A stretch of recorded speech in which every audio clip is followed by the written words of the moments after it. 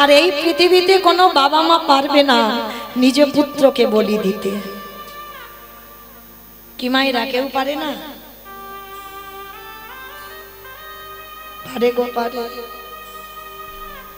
মহাভারতে দাতাকর্ণ করেনি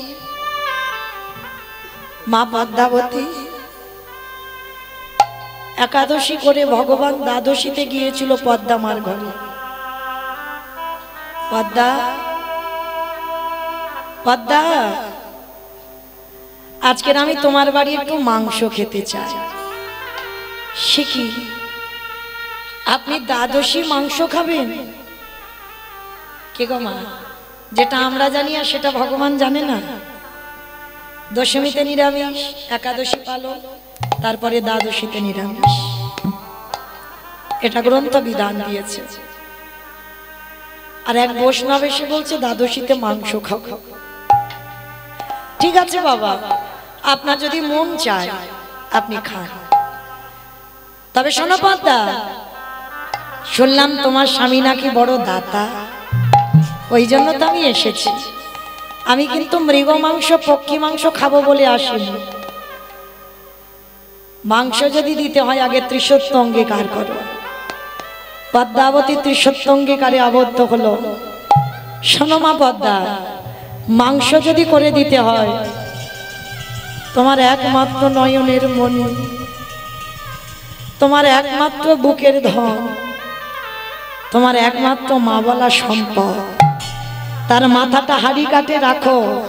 হাড়ি কাটে রেখে ওই দেহটা টুকরো টুকরো করে মাংস করে আমায় সেবায় দাও। না, চুপ করো, চুপ করো বৈষ্ণব, ও কথা বলো না। আমি ওর মা, আমি মা হয়ে নিজ পুত্রকে বলি দেব কি করে? পদ্মা, তুমি তো ত্রিসত্য অঙ্গীকারে আবদ্ধ। তুমি যদি সতী নারী হও, স্বামীর ধর্মের কাজে তোমাকে সাহায্য করতে হবে। দাও, তোমার ছেলেকে বলি দিয়ে মাংস করে দাও। পদ্মা বলল বেশ। ছুটে গেল বিষকেতুর কাছে। এই বিষকেতু না ছোটবেলা থেকে কৃষ্ণ ভক্ত। তার একটা খেলা জানো, মাহরি নামের খেলা। আমরা তো পারলাম না গো ছেলে তৈরি করতে, কিন্তু ছোট্ট ছেলেটা হরি নামের খেলা খেলে প্রতিদিন। আর মা যেই না গিয়ে দাঁড়িয়েছে, ছোট্ট ছেলেটা ছুটতে ছুটতে এসেছে। মা, আমা, মা গো, মার গলাটা ধরেছি। ও মামা, কি হয়েছে তোমার? একবার বলো না মা, তুমি কি আমার জন্য কষ্ট পাচ্ছ? আমি কোনো অন্যায় কাজ করেছি? না বাবা। তাড়াতাড়ি করে ছেলে মায়ের চোখের জলটা মুছে দিচ্ছে। কি গো, ছেলের মা হলে হবে না, মানুষটা তো করতে হবে। শুধু কি লেখাপড়ার ডিগ্রি তৈরি করলে হবে না? ওটা দরকার, কিন্তু সন্তানকে আধ্যাত্মিক চেতনাগুলো দাও। যে সন্তান মায়ের দুঃখে দুঃখী হয়, যে সন্তান বাবার দুঃখে দুঃখী হয়, বাবা কষ্ট পেলে কষ্ট পায়, মা কষ্ট পেলে কষ্ট পায়, সেই রকম ছেলে তৈরি করো। বিষকেতু মার চোখের জল মুছে দিয়ে বলছে, মা, ও মামা, বলো না মা, তোমার কি হয়েছে? খোকাটি, আমার বাড়ি 4 জন বৈষ্ণব এসেছে। বৈষ্ণব? ও মা, তুমি তো কোনোদিন বৈষ্ণব সেবা দিতে গিয়ে কাঁদো না, আজকের কেন কাঁদছো? খোকাটি, আমি এমনি এমনি কাঁদছি না। ওই 4 জন বৈষ্ণব, হরিব, যে বৈষ্ণব আমার দুয়ারে এসেছে, আমার কাছে মাংস খেতে চেয়েছে। মাংস খাইয়ে দাও, এর জন্য তো চিন্তা করছো কেন? খোকাটি, অন্য কোনো মাংস নয়, তোর দেহটা হাড়ি কাটে রাখতে বলেছে, তোর এই দেহটা টুকরো টুকরো করে মাংস করে বৈষ্ণবের সেবায় দিতে বলেছে। বিশ্বকে তো বলে বললেন, মা এর জন্য তুমি কষ্ট পাচ্ছ না? মানা, আজকে তো আমার বড় সৌভাগ্য, আমার দেহটা আজকের বৈষ্ণব সেবায় যাবে। কি গো মা, সন্তান তৈরি করেছে দেখেছো? কেন তুমি ভেঙে পড়ছো? আমি যখন গর্ভে ছিলাম তুমি তো বলেছিলে যে এই ছেলেটা যেন বৈষ্ণব সেবায় যায়, তাহলে কেন তুমি আজকের ভেঙে পড়বে? মা তুমি কেঁদো না, মা তুমি কেঁদো না। তুমি যদি কাঁদো আমার যাওয়ার রাস্তা পিছল। মা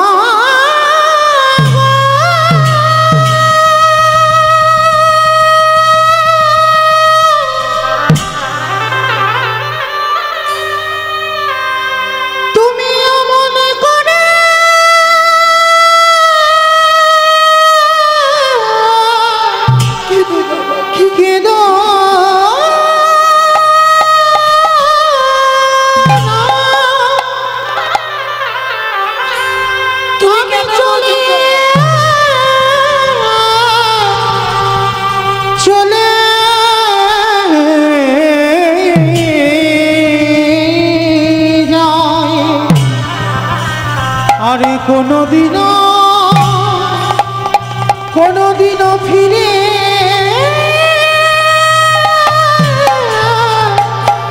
আসিব না।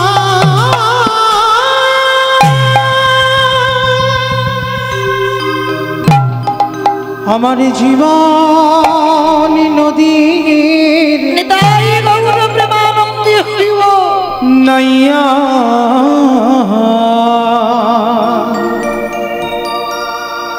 আমারে ভাবের খেলা সঙ্গ হলে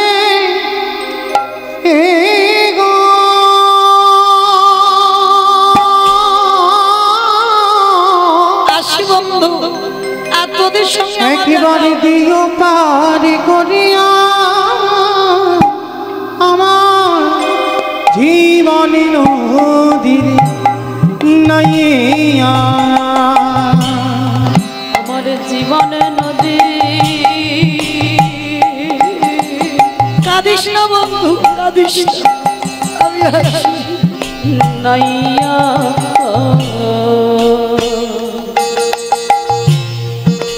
ভবের খেলা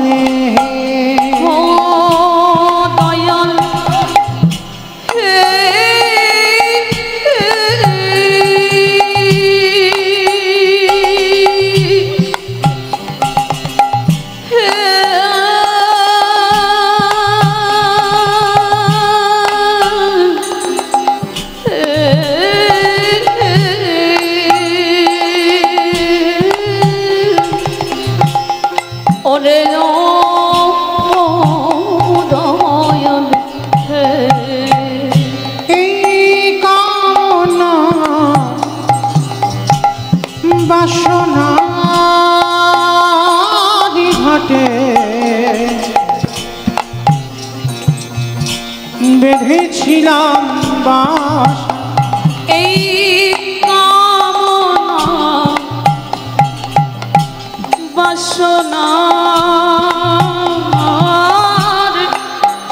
ঘটে বুঝি বেঁধেছিলাম বাসা সবই অচলে হবে আমার যাওয়ার কানে গো দেখি নাই ভাবিয়া আমার জীবন নদীরে নাইয়া নিতাই গৌর প্রেমানন্দে হরি বল হরি বল হরি বল। নাইয়া ভাবের খেলা সঙ্গ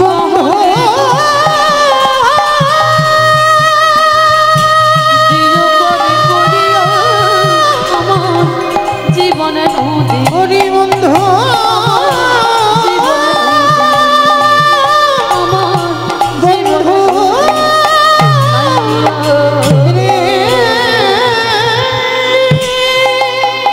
যেই না আজকের ওই ছোট ছেলেটাকে বলি দিয়ে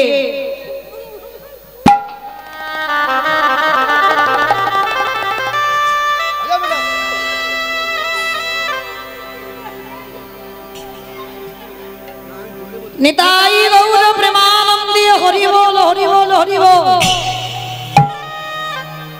যেই না আজকের বাবা ওই বিশ্বকেতুকে বলি দিয়ে টুকরো টুকরো করে মাংস করে বৈষ্ণবের সেবায় দিল, কিন্তু পরক্ষণে ওই ছেলে আবার খেলার মাঠ থেকে ছুটে আসছে।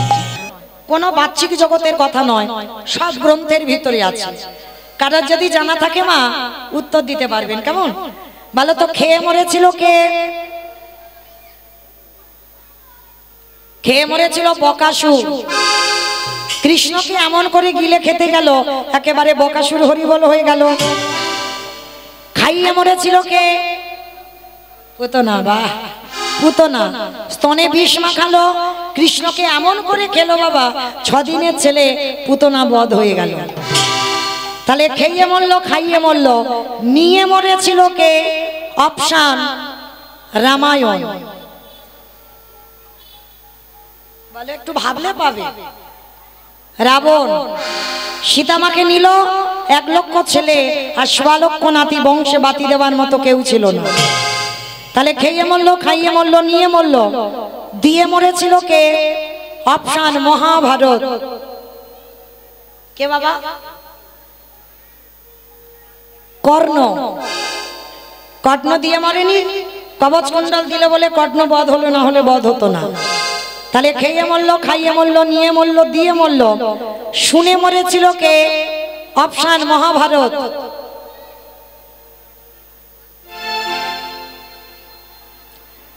অশ্বত্থামা হতবানি ইহা আমি সত্য জানি, ইতি গজ পড়ে গেল না, ইতি গজ পড়ে গেল কাষ্টগুরু দ্রোণাচার্য। ওই দ্রোণাচার্য পুত্রের মৃত্যু সংবাদ শুনে মৃত্যু হয়ে গেল। তাহলে খেয়ে মরলো খাইয়ে মরলো নিয়ে মরলো দিয়ে মরলো, শুনে মরলো। বলে মরেছিল কে? দক্ষ রাজার 7টা মেয়ে ছিল, আর 7টা মেয়ের মধ্যে বাবা একটা ছিল মা সতী। দক্ষ যজ্ঞ হয়েছিল, বাবা শিবকে বলেন। তখন সতী বলেছিল, বাবা তুমি আমার পাগল স্বামীকে কেন বললে না? বলে বলা যাবে না, ওকে বললে ভূত পেতনি নিয়ে আসবে, আর আনলে আমার যজ্ঞটা লণ্ডভণ্ড হয়ে যাবে, তো স্বামীকে বলা যাবে না। তখন সতী বলেছিল, পিতা প্রতিনিন্দা যখন শুনলাম, এই মুহূর্তে এই যজ্ঞ অগ্নিতে আমি আমার দেহ ত্যাগ করবই। বলেই সতী দেহ ত্যাগ। তাহলে খেয়ে মরলো খাইয়ে মরলো নিয়ে মরলো দিয়ে মরলো, শুনে মরলো বলে মরলো। দেখে মরেছিল কে? দেখে মরেছিল হিরণ্যকশিপু। দেখেন বাবা, দেখে মরেনি। প্রহ্লাদকে বলেছিল, প্রহ্লাদ তোর হরি কোথায় থাকে? বলে কেন? যেদিকে তাকাবো সেদিকে আমার হরিময় জগৎ। এই ফটিক স্তম্ভে তোর হরি আছে? আছে। ফটিক স্তম্ভ থেকে বাইর হলো, দেহটা মানুষ, মুখটা পশু। কোন ঠাকুর? নরসিংহ। আর ওই রূপটা যখনই ধরলো, মূর্খ হিরণ্যকশিপুর বলেছিল পারবে না, কখনো তুমি আমায় মারতে পারবে না। বলে কেন? বলে ব্রহ্মা আমাকে অমরত্ব বর দিয়েছে। ভগবান হেসে উঠেছে, বলে বাবা বাবা বাবা, ব্রহ্মা নিজে অমর নয় আর তোমারে অমর দিয়েছে। বলে না, অমরত্বর মতো। বলে অমরত্বর মতো মানে? বলে শোনো, আমাকে তো নারীতে মারতে পারবে না, পুরুষে মারতে পারবে না, পশুতে মারতে পারবে না। তা ভগবান বলছে মূর্খ, ওই জন্য তোর জন্য তো আমার এই রূপটা ধরা। আমি নারী নয়, পুরুষ নয়, পশুও নয়, এই নৃসিংহ রূপ ধরলাম তোকে মারবার জন্য। হিরণ্যকশিপুর হেসে উঠেছে খিলখিল করে। শোনো নারায়ণ, তবু তুমি মারতে পারবে না। বলে কেন? বলে আমি জলে মরবো না, স্থলে মরবো না, অন্তরিক্ষে মরবো না। বলে আমি মারবো তো আমার জানু দেশে। যেই না বলেছে জানু দেশে মারবো, তা তবুই হেসে বলে উঠলো তবু মারতে পারবে না। কেন? আমি ঘরে মরবো না, ঘরের বাইরে মরবো না। ভগবান বলে ঘরেও মারবো না, ঘরের বাইরে মারবো না, তাহলে মারবে কোথায়? বলে তোর ঘরের চৌকাঠের উপরে দাঁড়িয়ে। বলে তবু মারতে পারবে না। বলে তবু মারতে পারবে না। বলে কেন? বলে শোনো, আমি তো দিনে মরবো না, রাতে মরবো না। বলে কি দরকার আছে? আমি তো দিন রাতের মাঝখানে মারবো, গোধূলি বেলায়। হিরণ্যকশিপুর হেসে বলল তবু মারতে পারবে না। বলে কেন? বলে আমি তো মাসে মরবো না, আমি বারে মরবো না। যেই না এই কথাটা বলেছে ভগবান একটু চিন্তায় পড়ে গেছে। মাসে মরবো না, বারে মরবো না। আমা বলো তো, যারা যারা কীর্তন শুনছো, কোন মাসকে মাস বলে না, কোন বারকে বার বলে না? বাহ, মানে আমার কীর্তন শোনে। অন্য কারো শোনে কিনা জানি না, আমার কীর্তন শোনে, ওই জন্য এত তাড়াতাড়ি বলতে পারলো। তাহলে যেটাকে বলে বাবা পুরুষোত্তম মাস, মল মাস, এই মল মাস সৃষ্টি করেছিল হিরণ্যকশিপুরকে মারবার জন্য। মহাজনগতস্য পন্থা, মহাজনেরা বলেছেন মল মাসের কোনো মাসটাকে মাস ধরবে না, মল মাসের যে কটা বার ওই বারকে বার ধরবে না। ওই জন্য ওই মূর্খ হিরণ্যকশিপুরকে মেরেছিল মল মাসে। আর ওই রূপটা দেখে হিরণ্যকশিপুর বধ হলো। তাহলে খেয়ে মরলো, খাইয়ে মরলো, নিয়ে মরলো, দিয়ে মরলো, শুনে মরলো, বলে মরলো, দেখে মরলো। আর একটা বাকি আছে, ভালোবেসে মরেছিল কে? আমি বলবো, বলো। ঋতুপর্ণা। দেখেছো? বেশ, কারণ ঋতুপর্ণা এখন মরেনি, আর ওটা তো শাস্ত্রের বাইরে চলে গেল। ভালোবেসে মরেছিল রাজা দশরথ। কাকে ভালোবেসেছিল? রামকে, বউকে। কত নম্বর বউ? বাহ, কারণ দশরথের তো নম্বর বলতে হবে, 750 বউ। তাহলে 750 বউয়ের মধ্যে 3টে ছিল প্রধানা, তাই তো? মা কৌশল্যা, কৈকেয়ী, মা সুমিত্রা। আর সব থেকে এত বউয়ের মধ্যে একটা বউকে বেশি ভালোবেসেছিল, যেটা ভরত জননী কৈকেয়ী মা। আর সেই কৈকেয়ী মা কায়দা করে এত ভালোবাসা দিল দশরথ, কায়দা করে দুটো বর চেয়ে নিল। প্রথমবারই ভরত রাজা হবে, দ্বিতীয়বারে রাম যাবে 14 বছর বনবাস। যখন রাম বনে চলে গেল, দশরথ কেঁদে কেঁদে অন্ধ হয়ে গেল। আর যখন অন্ধ হয়ে দশরথ বিছানা সজ্জা, বিছানায় পড়ে দশরথ একটা শিক্ষা দিয়ে গেছে। কি শিক্ষা জানো? ওরে কলির জ্ঞানন্ধজি, তোরা যেন আমার মতো কেউ বউকে ভালোবাসিস না। ভালোবাস, খবরদার বউ যেন মাথায় চড়ে না বসে। আর যাদের যাদের বউ চড়ে বসবে, দশরথের কথা মনে রেখো, ওগো তাদের দশা আমার মতো হবে। আমি এই অভিশাপ করে গেলাম, তাদের দশা আমার মতো হবে। আস্তে আমা, আমি লীলাতে কোথায় ছিলাম? যমুনার ঘাটে। বেশ, আমি গন্ডগোল করে ফেলছি। তাহলে যমুনার ঘাটে ছিল, আর যেই না যমুনার ঘাটে বাবা গিয়ে ডাকলো, ছেলেটার মরা হলো না।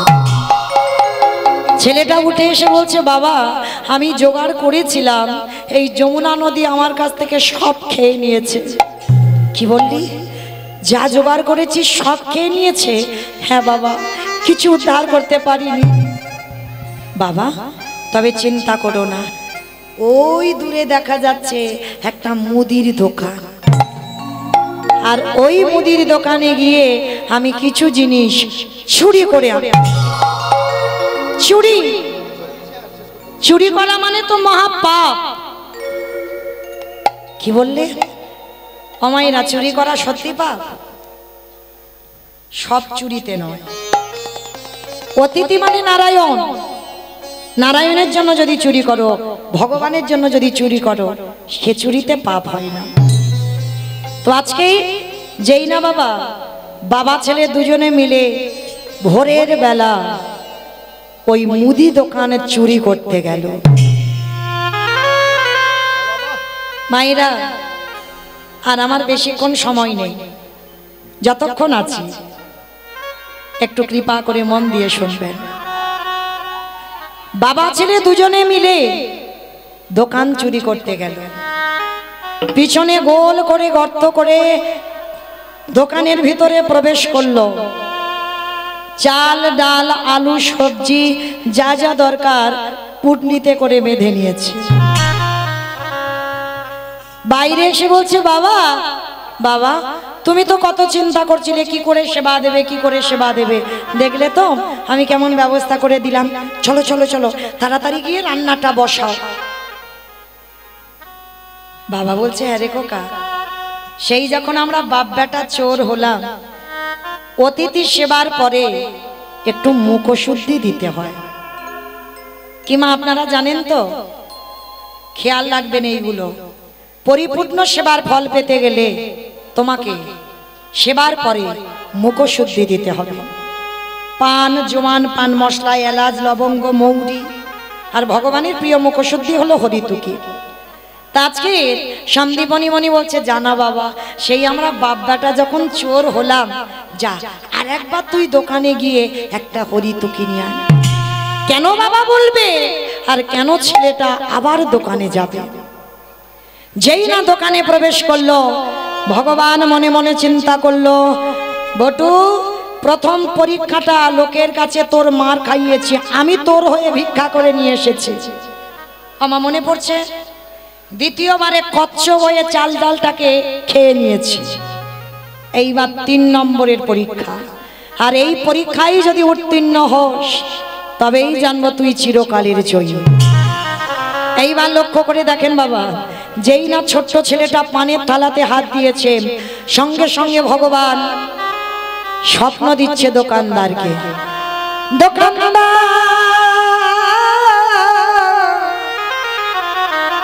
তুমি এমন করে কাল নিদ্রায় ঘুমায়ো না,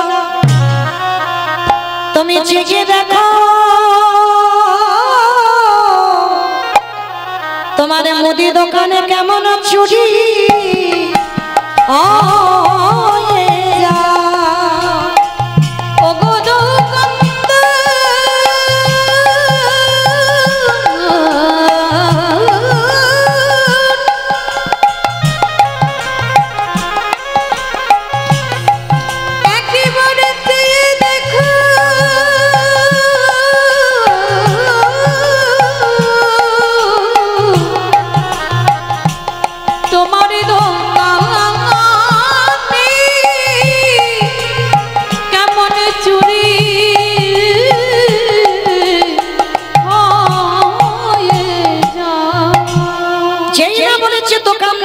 চুরি হচ্ছে, ভোরের স্বপ্ন সত্যি হয়।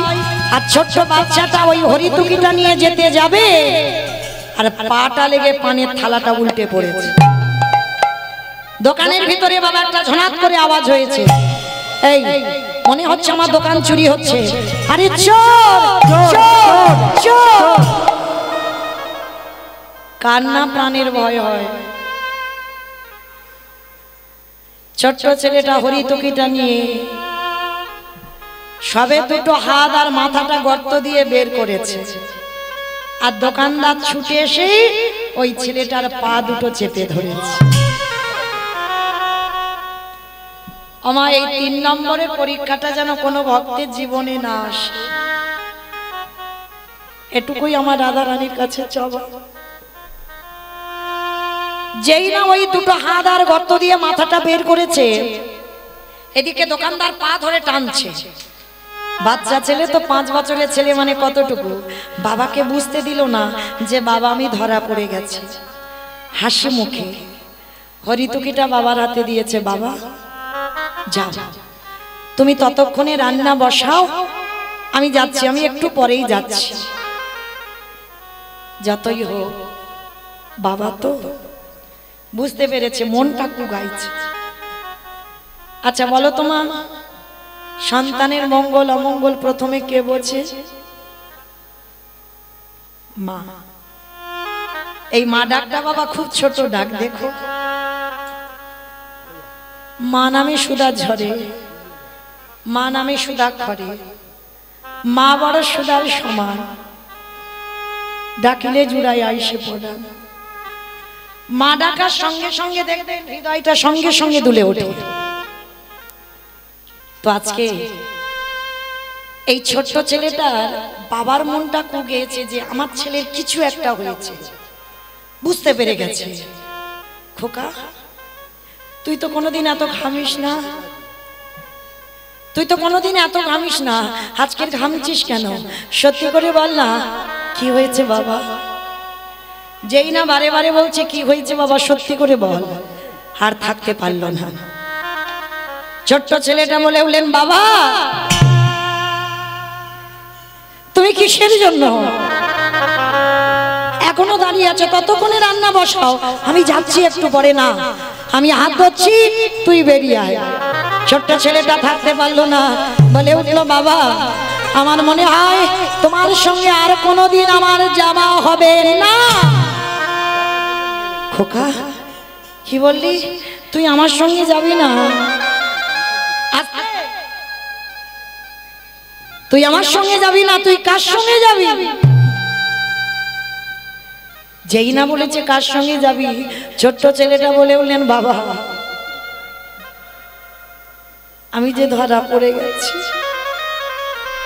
ওরে আমি বারবার বলেছিলাম তুই চুরি করতে যাস না, তুই ধরা পড়বি। সেটাই হলো। সকাল হলে আমাকে সবাই বলবে আমি চোর, তুই আমার বাবা। তুই চোর, আমি তোর বাবা। সবাই যখন জগতে জেনে যাবে,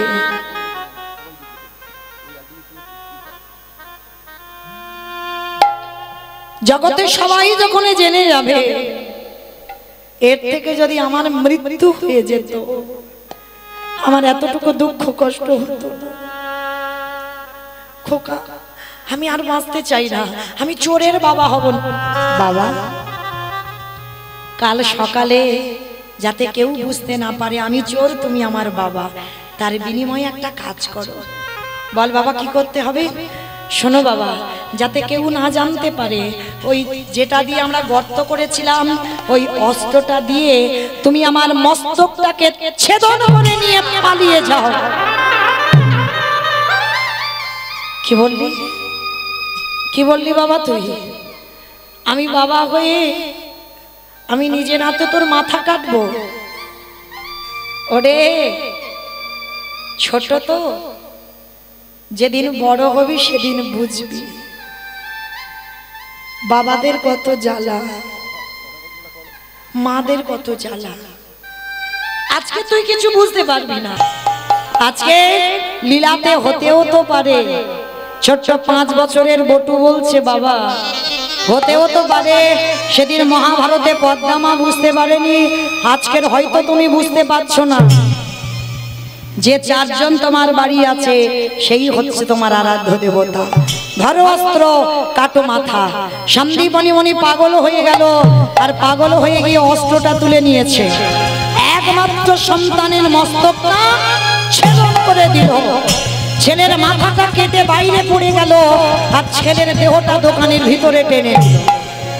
দোকানদাররা বলে বলেন, এই এর গলায় পইতে আছে, তার মানে ব্রাহ্মণের ছেলে, চল সময় থাকতে থাকতে এর দেহটা বস্তাবন্দি করে যমুনায় ফেলে দে। আর বাবা ছেলের কাটা মুন্ডুটা পুটলিতে করে বেঁধে যমুনার জলে ভাসিয়ে। ভগবানের কেমন লীলা দেখো, ভাসতে ভাসতে মাথা আর দেহ এক জায়গায় ঘুরছে। সন্দীপনী মনে গিয়ে মনটাকে চেপে ধরে বলছে, কাঁদবি না, এ জগতে তো কেউ কারণ নয়, অতিথি মানে নারায়ণ, নারায়ণ সেবা কর। ছেলের শোক ভুলে হৃদয় চেপে ধরে রন্ধন করে চারজন বৈষ্ণব রূপী ভগবান রূপী অতিথিকে ডেকেছে। ভগবানের চোখে এলো জল। এরকম ভক্ত জগতে আছে, নিজ পুত্র বলি দিয়ে বৈষ্ণব সেবা। ও তো জানে না যে আমি ভগবান বলে, ও তো অতিথি সেবা দিচ্ছে। এত বড় ত্যাগ, এর ছেলেটাকে তো আমাকে বাঁচাতেই হবে। ছুটে গেল। ভগবান বলছে, দাঁড়াও, ভোর হব হব ভাব, স্নানটা করে আসি। একসঙ্গে সন্দীপনী মণিকে নিয়ে গেছে যমুনার ঘাটে। আর যেখানে গেছে ছেলের কাটা দেহ আর মাথাটা ভাসছে, দেহ আর মাথাটা ভাসছে। আর যেই না বাবা দেহ মাথাটা ভাসছে, ভগবান কায়দা করে জিজ্ঞাসা করছে, মুনিবর ভালো করে দেখো তো, তুমি এই বাচ্চাটাকে চেনো? এক বাক্যে বাবা হয়ে পিছন ঘুরে বলছে, আমি চিনি না, জানি না, দেখিও নি। এক বাক্যে মিথ্যা কথা। ভগবান বলছে, আহারে, বৈষ্ণব সেবা দিতে গিয়ে নিজ পুত্রকে অস্বীকার। শোনো মুনিবর, আমি কিন্তু ধ্যানে বসতে পারি, আর যদি ধ্যানে বসে বুঝতে পারি তোমার সঙ্গে রক্তের সম্পর্ক আছে, আমি আর সেবা পাবো না। সঙ্গে সঙ্গে চরণটা ধরে বললেন, অন্য কেউ নয়, আমার একমাত্র বটুরি দেহ। কি করে হলো? যখন সমস্ত ঘটনাটা খুলে বললেন, বলার পর বলছে, দাঁড়াও দাঁড়াও, কান্নাকাটি করো না, তোমার বাচ্চাটাকে আমি বাঁচিয়ে দিচ্ছি। আমার এই ঝোলাতে একটা ওষুধ আছে। মানে সবটাই ভগবানের ছলনা। এইবার নয়ন ইঙ্গিত করে ব্রহ্মাকে বলছে, ব্রহ্মা দেখো তো দেহটা জোড়া লাগাতে পারো কিনা, প্রাণ আমি পড়ে দেব। ব্রহ্মা চেষ্টা করছে, জোড়া লাগাতে পারছে না। ভোলা না, দেখো তো তুমি পারো কিনা। চেষ্টা করছে, পাচ্ছে না। যে নামের নামই স্বয়ং ভগবান, তিনি চেষ্টা করছে, দেহটা জোড়া লাগাতে পারছে না।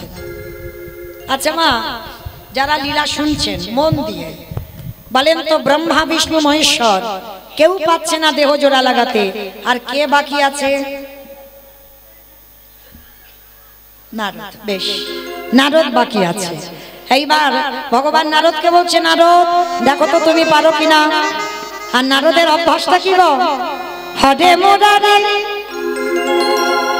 মধু কৈটবে ভারে, গোপাল গোবিন্দ মুকুন্দ সৌরে উলুদ ধরে। হরে মুরারি মধু কৈটবে ভারি, গোপাল গোবিন্দ মুকুন্দ সৌরে। রাম নারায়ণ মুকুন্দ মধুসূদন, কেশব কামসারে হরে বৈকুণ্ঠ বামন। হরে মুরারি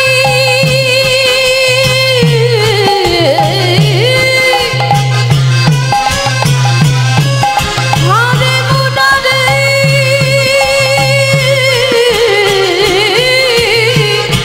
মুরারি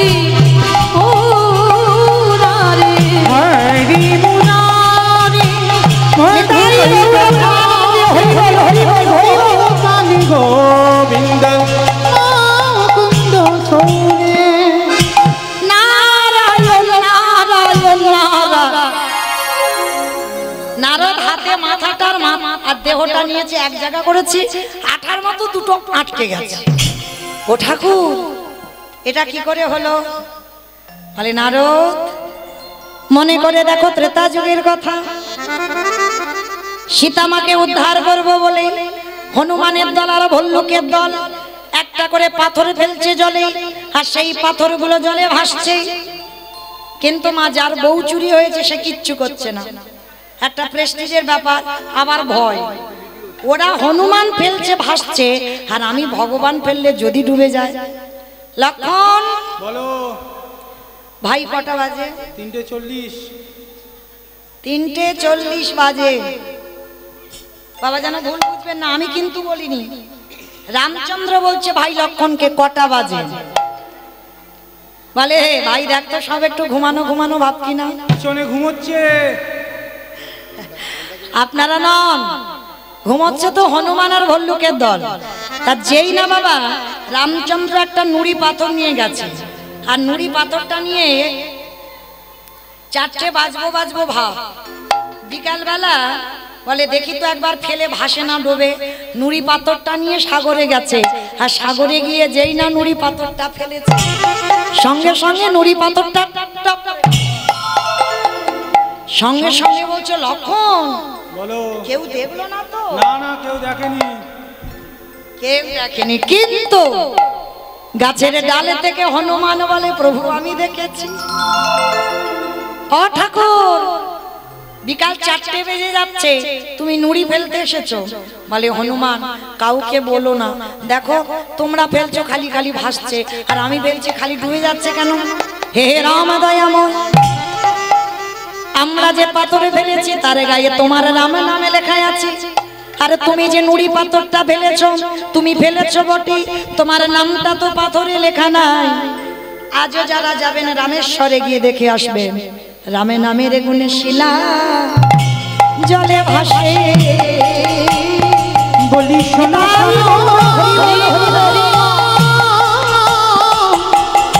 ও রাম